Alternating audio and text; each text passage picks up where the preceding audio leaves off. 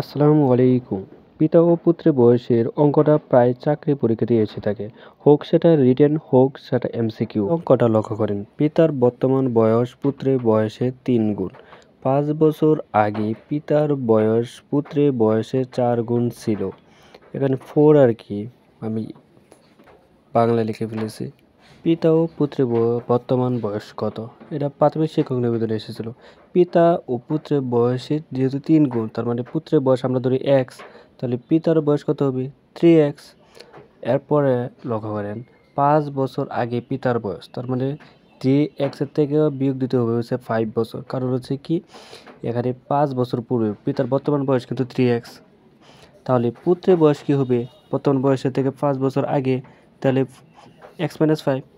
তাহলে তখন কি হবে যে 4 গুণ পুত্রের বয়সের কত? 4 গুণ ছিল 5 বছর আগে। তাহলে 5 বছর আগের সাথে কি হতে হবে? পুত্রের বয়সের সাথে 4 গুণ দিতে হবে। তাহলে কিন্তু আমরা সমাধানটা বের করতে পারি। এখানে এ পাশে আমরা কি করি 4x - 20।